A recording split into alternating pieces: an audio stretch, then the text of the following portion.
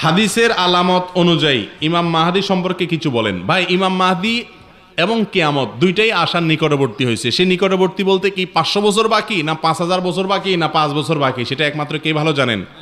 আল্লাহ ভালো জানেন। বিধায় আমরা ক্ষণ বলতে পারবো না যে এত সালে আসবে, অমুক সালে আসবে। এটা যদি কেউ বলে সেটা ভুল, প্রস্তুতি নিতে হবে।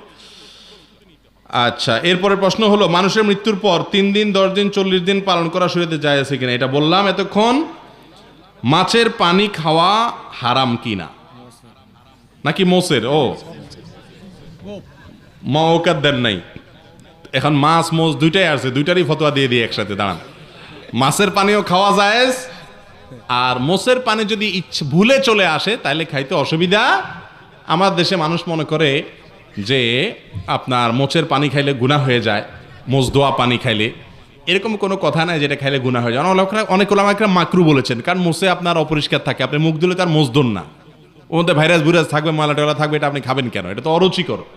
এটাকে মাকরু বা অপছন্দ নিয়ে বলেছেন, কিন্তু হারাম হবে না, বড় কোনো গুনাহ হবে না। আপনার ওই যে একটা প্রসিদ্ধ কথা আছে না, যে একজন মদ খাইতেছে, তো এরকম বড় লম্বা মোষ রাখছে, মস্তান আর কি, এরকম মসুরে দিয়ে মদ খায়। কিরে এরকম করস কেন? কয়েক কারণ মোষ লাগে গেলে হারাম হয়ে যাবে, মাকরু হয়ে যাব। খাইতেছে কি হারাম। এই জন্য কি খাইতেছেন সেটা হলো মেইন, কিভাবে খাইতেছেন এটা এত গুরুত্বপূর্ণ।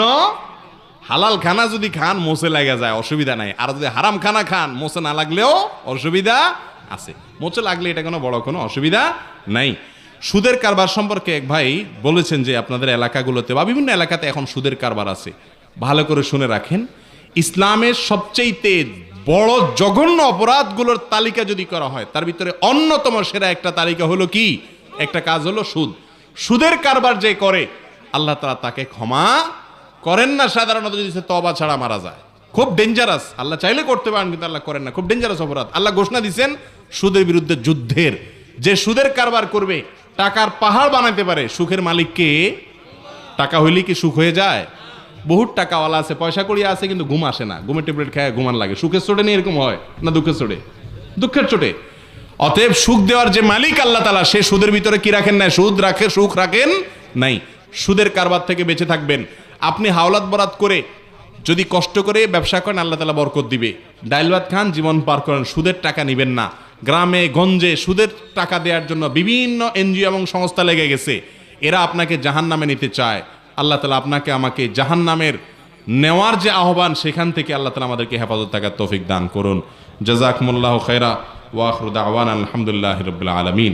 মসজিদ থেকে উঠার আগে আমরা দোয়া করি। মুফতি মোহাম্মদ আলী সাহেব আসছেন, রাত বেশি না হলে তো আমরা আলোচনা শুনতে পারতাম।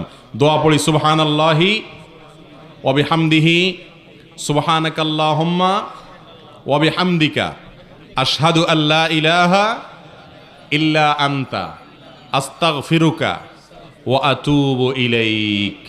আল্লাহ তাআলা আমাদের সবাইকে যা শুনলাম এটা অনুযায়ী আমল করার তৌফিক দান করুন, বলুন আমিন।